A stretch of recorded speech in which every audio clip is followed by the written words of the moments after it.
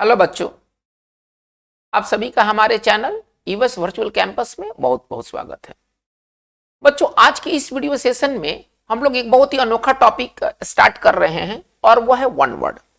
One word तो आपने कई बार सुना है, लेकिन आज का हमारा ये जो वन वर्ड टॉपिक होगा ये मेडिकल क्षेत्र से जुड़ा हुआ होगा।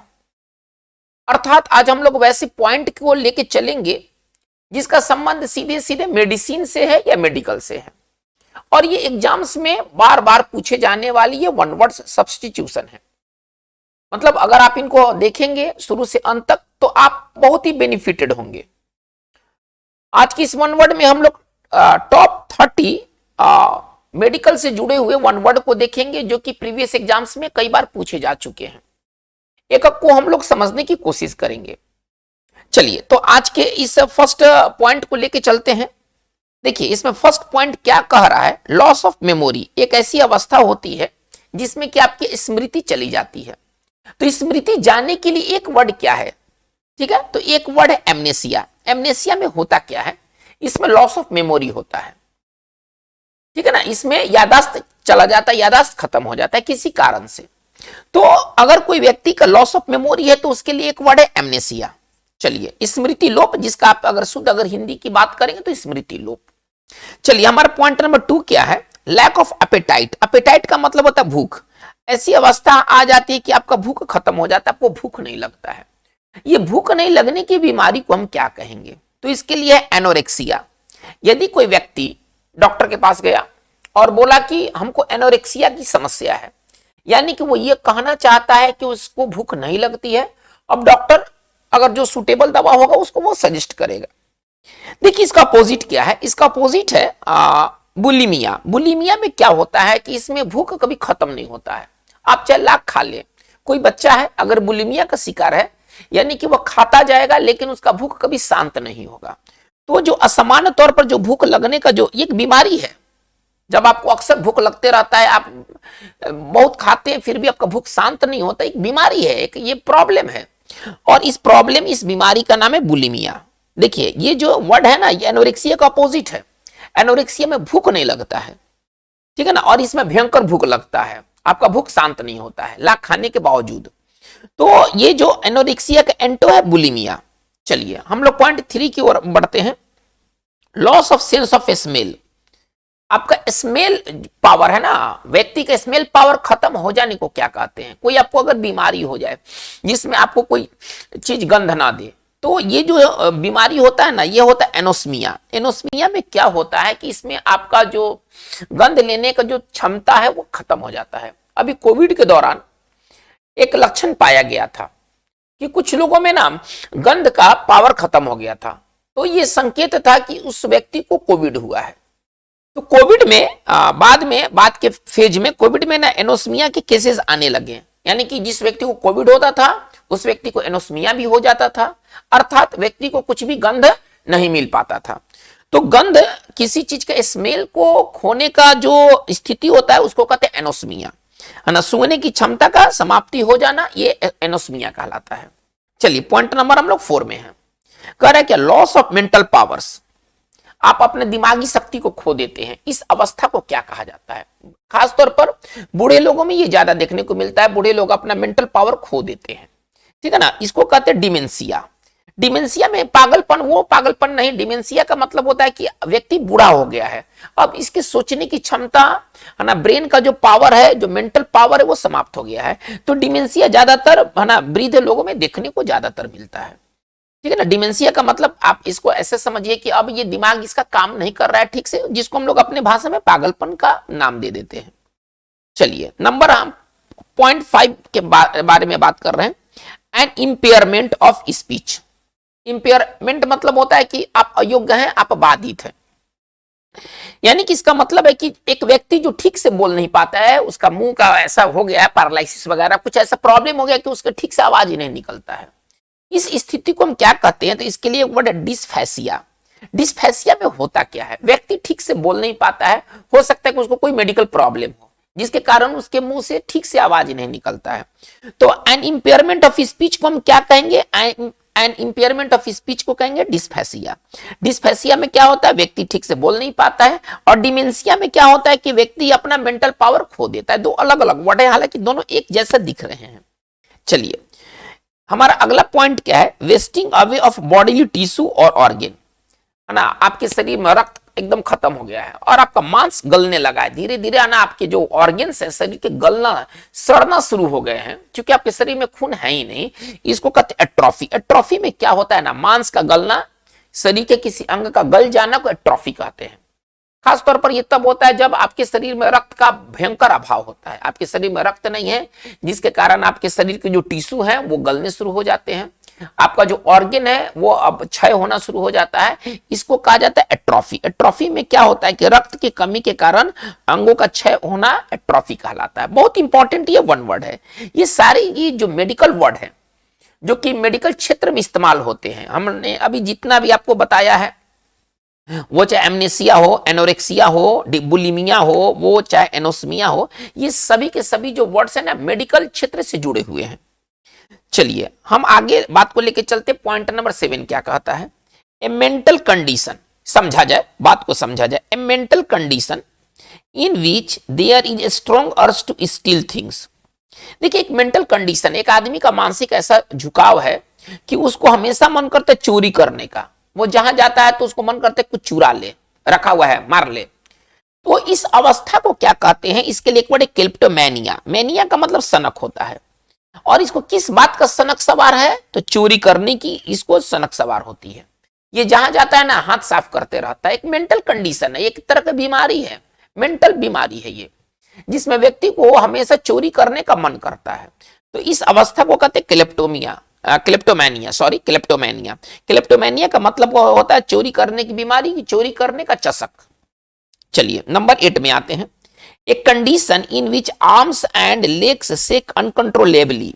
इसका मतलब क्या हुआ, एक ऐसी स्थिति है जब आपके हाथ और पैर में मतलब अनियंत्रित रूप से कंपन होता है, आपका हाथ हिलते रहता है, पैर हिलते रहता है, ठीक है ना। एक बीमारी है ये सब, इसको कहते हैं पालसी। पालसी बीमारी में होता क्या है कि आपका हाथ पैर, अगर किसी व्यक्ति को अगर पालसी हो गया है तो इसका मतलब होता है कि उसका हाथ पैर में ना कंपन रहेगा, हाथ हिलेगा, पैर हिलेगा, और वो रोकना भी चाहेगा तो नहीं रुकेगा, है ना। इसको कहते हैं पक्षाघात या लकवा, एक तरह से आप मान के चलिए, ठीक है ना। एक लकवा क्या होता है कि बॉडी काम नहीं कर रहा है, एक है कि आपका बॉडी हिलते रहता है किसी कारण से, तो इसको भी लकवा कहा जाता है, जिसका इंग्लिश वर्ड है पालसी।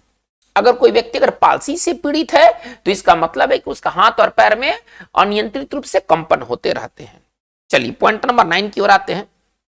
कह रहे क्या, ए मेंटल कंडीशन, एक मानसिक स्थिति है, in which a person wrongly believes that other people are trying to harm him. इसका मतलब क्या हुआ, एक मानसिक स्थिति है जिसमें कोई व्यक्ति यह मानता है ना, गलत तरीके से विश्वास करता है कि कोई व्यक्ति उसका नुकसान कर रहा है। मान लीजिए कि हमको एक अवस्था है, मेरे दिमाग में एक बात चल रहा है कि लग रहा है कि कोई हमको नुकसान करने वाला है, हालांकि ऐसा ये मैं गलत सोचता हूं, ठीक है ना। तो इस अवस्था को क्या कहते हैं, जिसमें कि व्यक्ति को इस बात का अंदेशा होता है कि कोई व्यक्ति उसका नुकसान करना चाहता है। ये होता है ना पारानोइया। पारानोइया में क्या होता है, एक व्यक्ति का ये मानसिक स्थिति है सोचने का, गलत तरीके से सोचने का कि कोई व्यक्ति उसका कोई नुकसान कर रहा है। हालांकि कोई व्यक्ति किसी का नुकसान कर नहीं रहा होता है, लेकिन वो ये मान के चलता है कि उसका कोई नुकसान कर रहा है। ये एक मानसिक अवस्था है जिसका नाम है पारानोइया।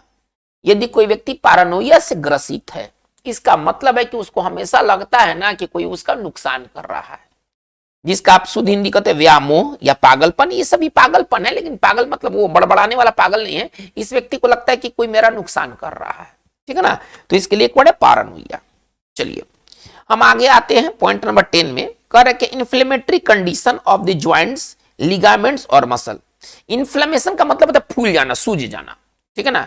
इन्फ्लेमेटरी कंडीशन ऑफ ज्वाइंट, आपके जितने ज्वाइंट है ना सूज गए हैं, माना मोटे हो गए हैं, ये जितने ज्वाइंट है ना आपके फूल गए हैं, मोटे हो गए हैं। टखना वगैरह का जो ज्वाइंट है ना फूल गया है, आपका जो नी है ना वो फूल गया है, इसको कहते हैं रूमेटिज्म, जिसका हिंदी नाम है गठिया। यदि किसी व्यक्ति को रूमेटिज्म, इसको पढ़ेंगे रूमेटिज्म, ठीक है ना। यदि किसी व्यक्ति को रूमेटिज्म हो गया है, इसका मतलब है कि उसका जितना जोड़ है, जहां जहां जोड़ है ना, जोड़ में सूजन आ गया है, चलने में उसको काफी दिक्कत होंगे, बैठने उठने में काफी दिक्कत होंगे, जिसका हम लोग हिंदी में उसको गठिया मानते हैं। तो बच्चों ये सारे मेडिकल कंडीशन थे जिसमें कि एक खास अवस्था में एक व्यक्ति खास तरीके का बिहेवियर करता है। किसी व्यक्ति को चोरी करने का चस्क है, तो कोई व्यक्ति यह मान के चलता है कि कोई उसका नुकसान कर रहा है। तो इसके लिए एक वर्ड क्या था, तो वो आपने देख लिया। चलिए हम लोग बात को आगे बढ़ाते हैं। करे क्या, सर्जिकली रिमूव ए लिम्ब। अगर लिम्ब का मतलब हाथ पैर, अगर आप किसी का हाथ पैर काटते हैं, सर्जिकली तरीके से काटते हैं, तो इसके लिए एक वर्ड है एम्प्यूटेट। मान लीजिए कि किसी के हाथ में घाव हो गया, अब घाव को ठीक नहीं किया जा सकता है तो हाथ काटा जाएगा, ठीक है ना। लेकिन मेडिकल तौर पर हाथ काटा जाएगा, सिस्टम से हाथ काटा जाएगा, तरीके से हाथ काटा जाएगा, तो उसके हाथ का क्या होगा, उसके हाथ का एम्प्यूटेशन होगा, एम्प्यूटेट करना पड़ेगा। डॉक्टर उसको एम्प्यूटेट करेगा, कट नहीं करेगा, डॉक्टर उसको एम्प्यूटेट करेगा। मान लीजिए किसी के पैर में गोली लग गया, गोली निकलेगा नहीं, तो जितना दूर काटना होगा डॉक्टर उतना दूर काट के हटाएगा, ठीक है ना। इसको एम्प्यूटेशन कहते हैं। तो डॉक्टर उसको कट नहीं करेगा, डॉक्टर उसको एम्प्यूटेट करेगा। थोड़ा ध्यान दिया जाए। लेकिन किसी व्यक्ति के धारदार हथियार से अंग काट देना, कोई व्यक्ति किसी को तलवार से हाथ काट दिया, मेडिकली नहीं है ना, किसी धारदार हथियार से उसका पैर काट दिया, तो आप ऐसे समझिए कि धारदार, इसको अगर सिंपल तरीका से कहा जाए, धारदार है ना, हथियार से अंग छेदना या अंग भेदना या अंग काटने को कहते हैं म्यूटिलेट। देखिए म्यूटिलेट और एम्प्यूटेट में अंतर है, पहले आप इस चीज को समझिए। एम्प्यूटेट मेडिकली होते हैं, सर्जिकली होते हैं, डॉक्टर उसको काटेगा, वो अलग चीज है। लेकिन अगर आप किसी के धारदार हथियार से किसी का अंग काट देते, उंगली काट दिया, तलवार से चाकू से उंगली काट दिया, तलवार से हाथ काट दिया, छुरा से कोई शरीर का अंग काट दिया, तो उसके अंग को क्या किया गया, म्यूटिलेट किया गया। म्यूटिलेट का मतलब होता है अंग छेदना, अंग भेदना, ठीक है ना, अंग को काटना, लेकिन किसी धारदार हथियार से। तो एम्प्यूटेट और म्यूटिलेट में बहुत अंतर है। चलिए अगला हमारा क्या है, पॉइंट नंबर 12 में, द ट्रीटमेंट ऑफ कैंसर। आप कैंसर का इलाज करते हैं विथ केमिकल एजेंट, है ना, कोई रासायनिक माध्यम से, इसको कहते हैं केमोथेरेपी। केमोथेरेपी में होता क्या है, इसमें रसायन के माध्यम से ना कैंसर का इलाज होता है ना, जिसको हम लोग कीमो भी शॉर्ट में, ये बहुत पॉपुलर नाम है केमोथेरेपी। केमोथेरेपी में कोई रासायनिक एजेंट होते हैं जो कि कैंसर का उपचार करने में इस्तेमाल होते हैं। चलिए हम आगे बढ़ते हैं। डिफिकल्ट टू क्योर, है ना, अगर कोई बीमारी है जिसको क्योर करना मुश्किल हो जाए, कठिन हो जाए, उसको क्योर करना आसान नहीं हो, तो उस बीमारी को कहें क्रॉनिक। क्रॉनिक, देखिए कोई बीमारी क्रॉनिक बीमारी है, यानी कि उसको ठीक करना कठिन है, वो असाध्य बीमारी है। अगर कोई, अगर सपोज कीजिए कि कोई अगर बीमार, जैसे खांसी है, क्रॉनिक खांसी हो गया है, पुराना खांसी है, अभी जल्दी ठीक नहीं होगा। कोई किसी को पुराना कब्ज है, कॉन्स्टिपेशन है ना, इसको कॉन्स्टिपेशन, कौन सा कॉन्स्टिपेशन है, क्रॉनिक कॉन्स्टिपेशन है। क्रॉनिक का मतलब क्या होता है कि कोई बीमारी यदि क्रॉनिक स्टेज में पहुंच जाती है, यानी कि अब उसको ठीक करना मुश्किल हो गया है, ठीक है, तो पुराना बीमारी असाध्य होते हैं और वो क्रॉनिक स्टेज में चले जाते हैं। तो बच्चों ये बहुत क्लियर है कि क्रॉनिक का मतलब क्या होता है, जिसको ठीक करना कठिन हो। आइएगा नंबर 14 में, करे क्या, gradual recovery from illness. Gradual मतलब धीरे धीरे आप किसी बीमारी से ठीक होते हैं, है ना, धीरे धीरे कोई बीमारी से आप ठीक होते हैं, इसको कहते हैं कन्वाल्सेंस। कन्वाल्सेंस का मतलब क्या होता है, आप फिर चंगा होते हैं। चंगा होना, इसको सरल भाषा में समझिए, चंगा होना या स्वास्थ्य लाभ पाना, ठीक है ना। अगर कोई व्यक्ति कन्वाल्सेंस होता है किसी बीमारी से, यानी कि उस बीमारी से वो ठीक होता है। चलिए, medical operations to remove a women womb और यूटेरस। देखिए ऑपरेशन करके किसी महिला का गर्भाशय निकालना, मान लीजिए कि किसी के गर्भाशय में कोई बहुत खराब बीमारी हो गई है, कोई बहुत भयंकर बीमारी हो गई है, तो डॉक्टर क्या करेगा, गर्भाशय निकाल देगा। तो गर्भाशय निकालने के को क्या कहते हैं, गर्भाशय निकाला जाने को क्या कहते हैं, हिस्टेरेक्टोमी। हिस्टेरेक्टोमी में क्या होता है कि जो वुमेन का जो यूटेरस है अथवा उसका उम्ब जो है वो निकाल दिया जाता है, ठीक है। तो जितने टॉमी है, टॉमी का मतलब हटाना होगा, आप जितने भी टॉमी देखिएगा उस समय हटाया जाएगा, चीजों को हटाया जाएगा। तो हिस्टेरेक्टोमी में क्या हटेगा, है ना, उम्ब या यूटेरस हटेगा, एक ही चीज है, उम्ब या यूटेरस हटेगा, गर्भाशय। चलिए हम बात को आगे देखते हैं। नंबर 16 में कह रहे क्या, removal of breast through surgery. अब यहां ब्रेस्ट हटाने की बात है, किसी महिला का ब्रेस्ट निकालने की बात है। मान लीजिए कि किसी को ब्रेस्ट कैंसर हो गया है, डॉक्टर क्या करेगा, ब्रेस्ट हटा देगा, ब्रेस्ट निकाला जाएगा। तो ब्रेस्ट निकालने को क्या कहते हैं, ये बहुत पॉपुलर वर्ड है, मास्टेक्टॉमी। मास्टेक्टॉमी में क्या होता है, उसमें ब्रेस्ट को हटा दिया जाता है, ऑपरेशन करके ब्रेस्ट को निकाल दिया जाता है, इसको कहते हैं मास्टेक्टॉमी। चलिए अभी मैं बात किया कि जितने टॉमी है चीजों को हटाया जाएगा उसमें। आइएगा नंबर 17 में, ए क्योर फॉर ऑल डिजीजेस। सभी बीमारियों का जो इलाज होता है वो क्या कहलाता है, पेनेसिया। पेनेसिया क्या होता है, ऐसा माना गया है कि ये जो चीज है ना सारे बीमारियों को खत्म कर देगा, इसको कहते हैं पेनेसिया, है ना, रामबाण, जिसका आप हिंदी है रामबाण। चलिए नंबर 18 में आते हैं, correct, disease spreading over an entire country और द वर्ल्ड। कोई बीमारी है जो पूरे देश में फैल जाए और या पूरा दुनिया में फैल जाए, उस बीमारी को क्या कहते हैं। जैसे कोविड पूरे भारत में फैला, पूरा दुनिया में भी फैल गया, तो कोविड को क्या कहेंगे, इसको कहते हैं पैंडेमिक। पैंडेमिक है ना, कोविड के काल में पैंडेमिक खूब इस्तेमाल हुआ है ना, पेपर में आप देखेंगे, न्यूज में सुनेंगे तो पैंडेमिक पैंडेमिक पैंडेमिक। पैंडेमिक का मतलब क्या होता है ना, जो पूरे देश में फैला हो या पूरे विश्व में फैला हो। तो कोविड क्या है, एक पैंडेमिक था, ठीक है ना, ये वैश्विक महामारी था, ठीक है। तो पैंडेमिक का मतलब क्या होता है, वैसी बीमारी जो पूरे देश में फैला हो या पूरे विश्व में फैला हो।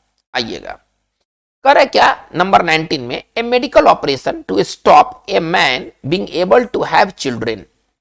एक मेडिकल ऑपरेशन होता है जिसमें कि मैन का जो ये चीज है ना, प्रजनन जो प्रोसेस है उसको काट के निकाल दिया जाता है, इसको कहते हैं नसबंदी। इसको सिंपल भाषा में कहेंगे नसबंदी, ठीक है ना। तो पुरुष की नसबंदी का अंग्रेजी का था वैसेक्टॉमी। देखिए टॉमी का मतलब हटाया जाना, उसका जो रिप्रोडक्टिव जो सिस्टम है ना उसमें से किसी चीज को कट कर दिया जाएगा तो बस वहां से रिप्रोडक्शन खत्म। तो इस अवस्था को कहते हैं वैसेक्टॉमी। वैसेक्टॉमी का हिंदी क्या होता है, पुरुष की नसबंदी, ठीक है। चलिए आते हैं नंबर 20 में, करेक्ट, ए ड्रग, ड्रग मतलब दवा, दैट प्रोड्यूसेस इनसेंसिटिविटी, जो कि आपको मतलब असंवेदनशीलता पैदा करेगा, मतलब दे देने के बाद आपका ना शून्य हो जाएगा। इनसेंसिटिविटी का मतलब क्या होता है कि शून्य, मतलब वो चीज आपको समझ में नहीं आएगा, पिन गड़ाया जाएगा, आपको पिन गड़ेगा नहीं, आपका शरीर का वो भाग जो है ना शून्य हो चुका है। इसको कहते हैं एनेस्थेटिक, एनेस्थेसिया। एनेस्थेसिया जो कि हम लोग आमतौर पर बोलते हैं। इसमें क्या होता है ना कि आप ऑपरेशन वगैरह के दौरान क्या दिया जाता है, एनेस्थेटिक दिया जाता है। वो पूरा पार्ट जितना ऑपरेशन करना है एकदम शून्य हो जाएगा, डॉक्टर आराम से ऑपरेशन कर लेगा, आपको भी पता नहीं चलेगा कि ऑपरेशन कहां हुआ, कब हुआ। तो इसको कहते हैं एनेस्थेटिक, ठीक है ना, जो कि इनसेंसिटिविटी पैदा करता है। चलिए कह रहे हैं कि a medicine that alleviates pain. Alleviate का मतलब होता है कम करना, है ना, वर्ड को पहले समझिए, कम करना, खत्म करना, ठीक है ना। तो चलिए एक दवा जो कि दर्द को कम कर दे, दर्द को समाप्त कर दे, उस दवा को क्या कहेंगे, एनोडाइन। एनोडाइन क्या होता है, यदि कोई दवा एनोडाइन है तो इसका मतलब वो क्या काम करेगा, वो पेन को कम करेगा, पेन को खत्म करेगा, ठीक है। ये एनोडाइन है, पीड़ानाशक, इसका शुद्ध हिंदी होगा। आइएगा 22 में, करे कि a medicine that prevents acidity. Acidity का मतलब गैस होता है, अम्ल होता है, ठीक है ना। ये गैस या अम्ल बनने से जो दवा रोकेगा उसको क्या कहते हैं भाई, तो उसको कहते हैं एंटासिड। यदि कोई दवा है जो कि आप लेते हैं, एंटासिड का काम करेगा, तो इसका मतलब वो क्या करेगा, आपके पेट में वो एसिडिटी बनने से रोकेगा, अम्ल बनने से रोकेगा। तो अम्ल तत्वनाशक इसका शुद्ध हिंदी हो जाएगा। चलिए a medicine to counteract poison. एक कोई मेडिसिन है जो कि पॉइजन के प्रभाव को खत्म कर दे। मान लीजिए कि कोई व्यक्ति को पॉइजन खा लिया है, अब डॉक्टर उससे क्या देगा, डॉक्टर उससे कोई ऐसा दवा देगा ना जो पॉइजन के प्रभाव को खत्म करेगा। तो डॉक्टर उससे क्या देगा, एंटीडोट। एंटीडोट का मतलब क्या होता है, किसी चीज का जो काट होता है ना मेडिकल के तौर पर, उसको एंटीडोट कहते हैं। तो विषनाशक, आप इसका सरल हिंदी समझिए, विषनाशक। चलिए आते हैं नंबर 24 में, फूड और ड्रग, वो भोजन भी हो सकता है या कोई दवा भी हो सकता है, that enhances sexual appetite. Enhance मतलब बढ़ा देना, जो कि यौवन इच्छा को बढ़ा दे, ठीक है ना। इसके सेक्सुअल एपेटाइट का हिंदी क्या होगा, जो यौवन इच्छा को बढ़ा दे उसको हम क्या कहेंगे, तो उसको कहेंगे एफ्रोडिसियाक। देखिए एफ्रोडिसियाक क्या होता है, ये कोई दवा हो सकता है, कोई तरह का भोजन हो सकता है, या कुछ भी ऐसा हो सकता है जो आपकी सेक्सुअल एपेटाइट को बढ़ा दे, यौवन इच्छा को बढ़ा दे, तो इसको कहते हैं एफ्रोडिसियाक, ठीक है ना। बहुत सारे ड्रग इस्तेमाल होते हैं एफ्रोडिसियाक के रूप में। बहुत सारे फूड इस्तेमाल होते हैं एफ्रोडिसियाक के रूप में। तो अगर कोई चीज यदि एफ्रोडिसियाक है यानी कि वो क्या काम करेगा, वो सेक्सुअल एपेटाइट को बढ़ा देगा। चलिए नंबर आते 25 में, करे कि ए लिक्विड और क्रीम, कोई लिक्विड हो सकता है अथवा कोई क्रीम हो सकता है, that stops bleeding from cut, कई कटे फटे से ना वो खून के प्रवाह को रोकेगा। कोई ऐसा दवा ले ले या कोई चीज ले ले जो खून के प्रवाह को रोक दे, तो खून के प्रवाह को रोकने वाले को क्या कहेंगे, एस्ट्रिंजेंट। देखिए यदि कोई चीज अगर एस्ट्रिंजेंट है तो उसका क्या काम है, एस्ट्रिंजेंट कहीं से ब्लीडिंग को होने से रोकता है। मान लीजिए कि किसी व्यक्ति का कुछ कट गया, आप वहां से खून निकलने लगा, आपने उस पर बोरोप्लस लगा दिया, बोरोप्लस लगने से खून का बहना कम हो गया या खत्म हो गया। तो बोरोप्लस क्या चीज का काम किया, किस चीज का काम किया, तो बोरोप्लस एक एस्ट्रिंजेंट का काम किया।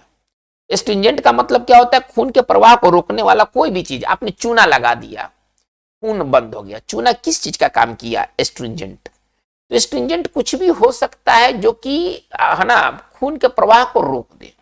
चलिए आते हैं नंबर 26 में, a substance used for removing body hair, कोई सब्सटेंस है जिसका इस्तेमाल किया गया है बॉडी हेयर हटाने के लिए, है ना। जैसे कि कोई क्रीम है, हमने लगा दिया, हमारा यहाँ से बॉडी हेयर हट गया, तो उस सब्सटेंस को क्या कहेंगे, जो बॉडी हेयर हटा दे तो उसको कहेंगे डेपिलेटरी।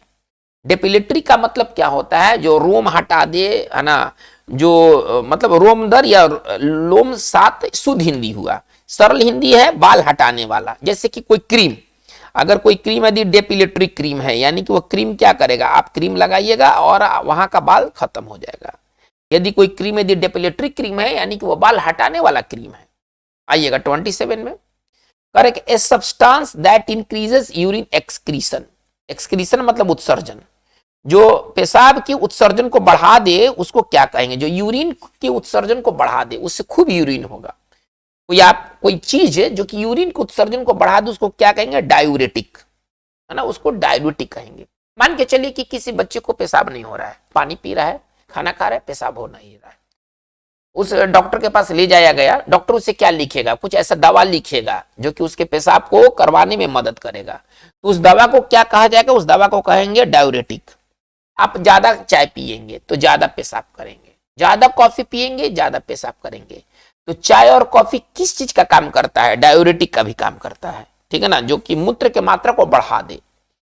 डायूरेटिक कुछ भी हो सकता है, चाय हो सकता है, कॉफी हो सकता है, कोई गोली हो सकता है, कुछ भी हो सकता है जो कि पेशाब को बढ़ा देता है, तो वो डायूरेटिक कहलाता है, ठीक है।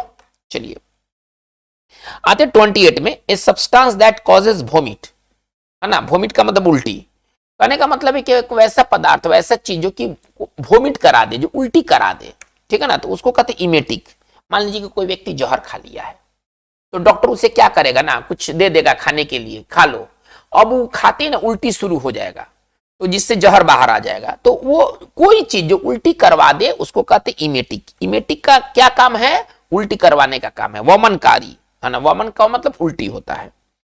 चलिए 29 में आते हैं, मेडिसिन दैट इम्पिटीज बॉवेल, एक दवा जो कि आपका पेट साफ कर दे। बॉवेल का मतलब आंत या पेट होता है, जो पेट को खाली कर दे, है ना, आपका स्टूल बढ़िया से होगा, उसको कहते हैं परजेटिव। परजेटिव का मतलब क्या होता है कि जो कि आपका स्टूल एकदम निकाल दे, पेट एकदम साफ कर दे।